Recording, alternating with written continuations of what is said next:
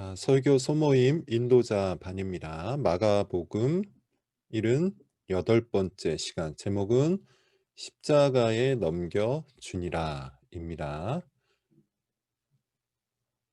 자, 전체 요약을 간단하게 한번 읽어보도록 하죠. 악이 결집하죠. 그래서 예수님을 십자가에 넘겨 줍니다. 보통은 악이 승리하는 모습으로 보일 수 있지만 성경은 이것이 악이 승리하는 계기가 된 것이 아니라 오히려 하나님의 의, 정확하게는 예수 그리스도죠. 예수님이 구원자가 되시고 그것으로 말미암아 이 땅 가운데 하나님의 의가 드러나는 계기가 되어 버립니다. 악은 존재하죠. 그리고 악인도 존재합니다. 그러나 하나님은 항상 악을 들어 자신의 의, 자신의 선을 이루십니다. 자, 이것이 오늘 우리가 설교 소모임에서 배울 전체 내용의 요약이라고 할 수 있습니다. 여기에서는 여러분께서 악에 대해서 그리고 정의에 대해서 한번 같이 이야기를 좀 나눠보는 것도 좋겠네요. 관찰하기로 넘어가겠습니다. 대제사장들이 장로들과 서기관들 곧 온 공회와 의논을 하죠. 그리고 예수님을 결박하여 빌라도에게 끌고 간 때, 그때가 언제입니까? 새벽입니다. 자, 2번. 빌라도가 예수님께 물어본 것이 있어요. 예수님께서 답하신 것이 있었는데 그게 뭡니까? 내가 유대인의 왕이냐? 이것을 물어보죠. 3번. 빌라도 앞에서 대제사장들은 무엇을 했습니까? 여러 가지로 고발을 했다. 4번. 빌라도가 놀란 적이 있습니다. 본문에 의하면 빌라도가 놀랬다, 이런 표현이 나오는데 이유가 뭡니까? 아무 말씀으로도 대답하지 아니하시니. 누가요? 예수님이 아무 말씀으로도 대답하지 않은 걸 보고 놀랐다라고 합니다. 이것은 우리가 흔히 생각하는 깜짝 놀라는 그런 말이 아니라 기이하게 여겼다. 정확하게 말하면 이상하게 여겼다. 그런 뜻입니다. 자, 본문을 관찰할 때의 여러 가지 방식에 대해서 제가 말씀을 드리고 있는데 상상력이 좀 필요해요. 상상력이라고 이야기하면 사람들이 오해를 할 때가 있습니다. 없는 것을 헛된 망상을 통해서 생각하는 것, 이걸 상상력이라고 이야기하는데, 제가 성경을 볼 때 상상력을 키우자 이렇게 말할 때는 이런 의도입니다. 있는 것, 성경 본문에 있는 것을 생생하게 머릿속으로 그려보자, 이런 의도입니다. 5번. 당시에 있었던 전례. 본문에 의하면 전례가 있었다고 하는데요.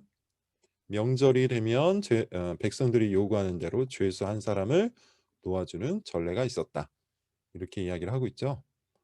6번. 빌라도는 이 전례에 의해서 누구를 놓아주고자 했습니까? 그 이유는 무엇입니까? 예수님을 놓아주고자 했죠. 이유가 뭐죠? 대제사장들이 시기로 예수님을 넘겨준 줄 알았기 때문에. 정상적으로 그리고 정말 큰 죄가 있어서 예수님을 끌고 온 것이 아니라 시기와 질투 때문에, 종교적인 이유 때문에 예수님을 고발했다, 이것을 알고 있었습니다. 7번. 백성들은 누구를 놓아달라고 요구를 합니까? 그 이유는 뭐죠? 바라바, 밀란의 괴수 바라바를 놓아달라고 하죠. 이유는 대제사장들이 충동하였기 때문이에요. 자, 8번입니다. 빌라도가 백성들의 요구를 따른 이유가 있어요. 6번에 의하면 빌라도는 뭘 알았습니까? 대제사장들이 시기로 예수님을 넘겨준 줄 알았습니다. 그래서 예수님을 놓아주려고 했죠. 그런데 빌라도는 자신이 생각하는 대로 하지 않고 백성들의 요구를 들어줘요. 이유가 뭡니까? 그들에게 만족을 주고자 하여 라고 본문이 이야기를 하고 있죠. 우리가 성경을 관찰하는 데 있어서 굉장히 중요한 기법 중에 하나입니다. 자문자답. 사실 지금 우리가 하고 있는 것이 그거죠. 성경 본문을 갖고 질문을 만들고 그 질문에 따라서 답을 찾는 방식이에요. 그렇게 해서 할 수만 있으면 성경을 조금 더 깊게, 성경을 조금 더 자세히 성경을 좀 더 꼼꼼하게 관찰을 하고자 하는 겁니다. 최고의 성경 읽기. 스스로 질문을 만들고 스스로 답을 하면서 성경의 의도, 성경의 의미를 찾아가는 겁니다. 해석하기로 하겠습니다.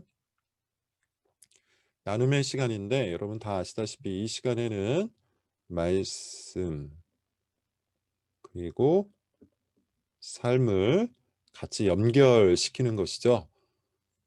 그 의도를 여러분 잘 이해하시고 이 1번의 질문을 가지고서 여러분 소모임을 잘 인도해 주시기를 바랍니다. 우리 사회에서 벌어지는 정의롭지 않은 일들, 이 질문을 던진 의도를 여러분 아실 겁니다. 본문의 내용으로 들어가기 전에 정의란 무엇인가 이것을 같이 함께 읽어보는 그런 본문이 있죠. 그런 읽어보기 내용이 있는데 그에 해당하는 질문입니다. 정치적인 이야기로 지나치게 빠지지 않도록 뭐 진보나 보수 쪽 이야기로 지나치게 빠져들지 않도록 여러분께서 좀 잘 조절을 해 주시고 본문과 관련지어서 말하자면 특별히 가짜 뉴스 살포와 같은 것들을 중점적으로 한번 말씀해 보시는 게 좋겠습니다. 뭐 그 외에도 다양하게 정의롭지 않은 일들을 한번 이야기해 보실 수 있을 겁니다. 자, 완벽주의를 제거하기 위해 그리고 그리스도의 십자가 은혜를 더 깊이 체험하기 위해 이번 주에 어떤 일을 하셨습니까? 함께 점검해 봅시다. 이 질문은 여러분 이미 다 아시다시피 지난주에 적용 질문, 그것을 일주일 동안 어떻게 잘 실천했는지에 대해서 같이 함께 점검을 해보는 시간이죠. 완벽주의를 제거하기 위한 실천 목록이 있었다면 같이 함께 나눠보시고 다 같이 했던 이 도르트 신조 묵상에 대해서 함께 이야기를 나눠보시는 것도 좋겠네요. 3번은 잠언의 말씀입니다. 1절부터 10절 3장 1절부터 10절을 읽어보시고 그 중에서 특별히 자신에게 와닿은 교훈에 대해서 이야기를 해보시기를 바랍니다. 6절과 7절을 한번 중점적으로 읽어보시면 좋겠어요. 그리고 뭐 잠시 시간을 주고 적어보시라고 하고 암기해 보시라고 하고 그 내용에 대해서 나눠보시기도 하면 되겠습니다. 여기에서 여기뿐만 아닌데 사실 여기에서는 논평 혹은 감상이 아니라 말씀의 적용이 될 수 있도록 인도해 주시기를 바랍니다. 어 뭐 설교에 대한 논평이나 감상 뭐 아니면 지금 우리가 하고 있는 이런 일들에 대한 논평이나 감상이 아니라 이 말씀이 누구에게 나에게 어떻게 적용이 되어 가고 있는지 말씀이 내 삶 속에 실체로 어떻게 나타나고 있는지 이것을 여러분께서 좀 강조를 하시면서 인도를 해 주시기 부탁드립니다. 두 번째 질문 해석하기 두 번째 질문. 본문에 등장하는 첫 번째 악인 누굴까요? 대제사장 등 종교 권력자들입니다. 1번 그들이 새벽에 공회에서 결의하여 빌라도 총독 앞으로 예수님을 끌고 간 이유 뭘까요? 첫 번째는 사형 집행권이 없었기 때문이죠. 이것은 좀 현실적인 이유입니다. 당시 유대 총독이었던 빌라도에게 사형 집행권이 있어서 그에게 사형을 요구하기 위해서 끌고 갔어요. 두 번째는 혹시라도 생길 변수를 막기 위해 속전속결로 재판을 끝내기 위해 새벽에 공회를 열고 그리고 결의를 하여 빌라도 총독 앞으로 데리고 간 것이죠. 결론이 뭡니까? 예수님을 반드시 죽이기 위해 그렇게 한 겁니다. 자, 그들이 예수님을 죽이려고 한 이유는 무엇이죠? 예수님이 예루살렘 성전에 들어와서 한 일과 연결해서 말해 봅시다. 자, 이런 이유죠. 예수님께서 예루살렘 성전에 들어와서 가장 먼저 한 일은 성전에서 장사를 하던 장사꾼들을 다 쫓아내신 일이에요. 근데 이들은 누구랑 연결되어 있었다고 했죠? 대제사장과 결탁이 되어 있었다 그래요. 그리고 이 사건 이후에 그들은 예수님을 죽일 음모를 꾀합니다. 마가복음 11장 18절에 보면 대제사장 등이 예수님을 어떻게 죽일까 꾀하였다라는 말씀이 있어요. 자, 3번입니다. 그들이 예수님을 죽이려고 행한 악한 일들을 나열을 해보세요. 첫째, 죽일 음모를 꾀하였죠. 마가복음 11장 18절에서부터 이미 그들이 악한 꾀를 동원하고 있었습니다. 두 번째, 예수님을 죽이려고 거짓 증언자를 내세웠죠. 세 번째, 거짓 고발을 하였고요. 네 번째, 백성들을 충동질하였습니다. 예수님을 어떻게 해서든지 반드시 죽이기 위해서 이런 일을 한 것이죠. 첫 번째, 악인의 악에 대해서 한번 주목을 해 보십시오. 이들이 이와 같은 악을 행하였습니다. 자, 해석하기 세 번째 질문. 본문에 등장하는 두 번째 악인 누굴까요? 예수님 대신에 바라바를 택한 백성들이에요. 자, 3-1번입니다. 그들이 예수님을 십자가에 넘겨주라고 소리를 지른 이유가 뭘까요? 본문에 의하면 충동질을 당하였기 때문이죠. 2번, 적극적인 악과 소극적인 악에 대해 설명해 보세요. 설교를 잘 들으신 분은 적극적인 악 그리고 소극적인 악으로 제가 나누어서 설명을 드린 그런 기억이 있을 겁니다. 자, 적극적인 악은 본문에 의하면 누굽니까? 이 대제사장들이었죠. 악을 만들고 악을 조장하고 악에 동참할 것을 요구했어요. 소극적인 악은 누굴까요? 자, 요 백성들입니다. 악을 방관하였고요. 동조하였고 결론적으로 악을 보존하고 확산하는 데 기여를 하죠. 그래서 적극적인 악과 소극적인 악은 항상 결집을 하여 결국 악한 일을 해버려요. 자, 3번입니다.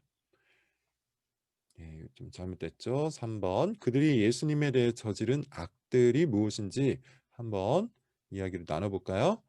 선을 사랑하고 악을 미워하는 마음을 갖고 선악을 분별해야 했는데 그들은 충동질을 당했어요. 그리고 충동질을 당한 그대로 악에 참여를 해버렸죠. 그런데 이것이 결론적으로 뭐가 됩니까? 예수님을 죽이는 일, 예수님을 죽이는 일이 되어버렸어요. 자, 두 번째 악인이 행한 일을 주목해서 한번 잘 보시기를 바랍니다. 바라바를 택하였고 선악 분별을 하지 않았어요. 4번입니다. 본문에 등장하는 세 번째 악인이 있습니다. 누굽니까? 빌라도 총독이에요. 4-1번. 사도신경에 보면 본디오 빌라도에게 고난을 받으사라는 구절이 나오는데 그것이 나오는 이유가 뭘까요? 제가 설교 시간에 이렇게 말씀을 드렸습니다. 빌라도가 당시 판결자, 재판자, 심판자의 상징적인 인물로 서 있었기 때문이죠. 최종적으로 사형을 언도하고 집행한 인물이기 때문입니다. 자, 2번. 본문에 의하면 빌라도가 왜 예수님을 십자가에 넘겨주었다고 합니까? 빌라도는 지금 대제사장 등등이 예수님을 시기에서 데리고 왔다는 것을 다 알고 있어요. 그럼에도 불구하고 예수님을 십자가에 넘겨줍니다. 이유가 뭐죠? 무리들을 만족시키기 위해서라고요. 3번. 정치인, 판결자 정치인 빌라도가 당시 정의를 실현하지 않은 이유가 뭐냐? 사실 정치인 빌라도는 그 누구보다도 정의를 실현해야 하는 위치에 있었죠. 그것이 그의 의무였어요. 그런데 그것을 하지 않습니다. 이유가 뭡니까? 자기의 안위를 위해서. 이거는 정치적인 맥락을 조금 알아야 한다고 했습니다. 당시 로마는 팍스 로마나 로마의 평화를 정책적으로 추진했는데 이것을 무엇을 통해서 얻으려고 했죠? 힘. 그래서 밀란이 일어나면 로마 군대를 보냈어요. 그리고 그 책임을 누구에게 물었죠? 총독에게 물었습니다. 그래서 빌라도가 가장 우려했던 것은 밀란이 일어나는 거예요. 그리고 그 밀란을 로마 황제가 알게 되는 것이겠죠. 그런 의미에서 정의를 실현하기보다는 자신의 안위를 위해 예수님을 십자가에 넘겨준 겁니다. 이것이 그의 악이었어요. 자, 이 세 번째 악인의 악을 한번 주목해서 잘 보시고 인도해 주시기 바랍니다. 정리를 좀 해보겠습니다. 예수님을 죽이고자 온갖 악이 결집하는 현장을 우리가 보았죠. 어떤 악들이 있었습니까? 첫째, 거짓이 있었죠. 거짓이 얼마나 큰 죄인지도 모른 채 자신이 원하는 목표를 이루기 위해 마구 거짓을 말합니다. 왜곡하고 과장하고 비틀고 꼬아서 말했어요. 두 번째는 악의 충동질에 넘어가 악에 동조하는 또 다른 악이 있었어요. 자, 세 번째는 정의를 구현해야 할 위치에 있는 자가 자기 안위를 위해 기꺼이 악과 손을 잡은 악이 있었습니다. 지금 이 현장에는 뭐가 있습니까? 거짓이 있고 탐욕이 있고 위선이 있고 음모가 있고 게으름이 있고 무지가 있고 미움과 사나움과 분노가 결집되어 있어요. 정의가 사라졌습니다. 악이 가득합니다. 그런 현장 속에 예수님이 십자가에 넘어가시죠. 자, 악이 어떤 모습으로 결집하고 있는지 그 악의 실체와 모습에 주의를 기울여서 한번 잘 보시기를 바랍니다. 그리고 사실 더 중요한 건 우리 가운데 이와 같은 악들이 있는지, 이와 같은 악들이 어떤 모습으로 드러나고 있는지 한번 살펴볼 필요가 있겠죠. 첫 번째 적용하기 질문. 악의 결집을 통해 예수님이 십자가에 넘겨집니다. 그러나 이 사건은 결국 하나님의 의, 곧 그리스도가 죄인들의 구원자가 되신 사건의 디딤돌이 되죠. 악이 결집해서 예수님을 십자가에 넘겼기 때문에 그리스도가 죄인들의 구원자가 된 거예요. 이 사건을 통해 우리가 악에 대해서 배울 수 있는 두 가지 교훈, 뭐가 있을까요? 첫 번째 교훈은 이겁니다. 악을 두려워하지 않게 되겠죠. 악이 존재합니다. 득실거립니다. 그러나 하나님은 이 악의 결집마저도 자신의 의가 드러나는 도구로 사용하세요. 그러므로 악에 의해서 우리의 현실이 우울하여도 우리의 신앙은 꺾이지 않을 수가 있는 것이죠. 두 번째, 하나님의 의, 곧 그리스도 안에 머무는 자로 악을 미워하고 선을 사랑하게 됩니다. 하나님께서 악의 결집을 뚫고 자신의 의를 나타내셨다고 하여서 악을 이해하거나 좋아하시는 분이 아닙니다. 오히려 그 악으로 인해 그리스도가 고난을 당하셨기에 그리스도 안에 있는 자는 당연히 악을 미워하고 선을 사랑하게 되겠죠. 본문에 나오는 세 가지 악, 이 악이 그리스도를 십자가에 넘겨주었다면 우리는 당연히 이 세 가지 악을 미워해야 합니다. 악에 대한 교훈, 이 두 가지 교훈이에요. 이 두 가지 교훈에 대해서 어떻게 생각하는지 그 생각을 한번 여기서 물어보시면 좋겠습니다.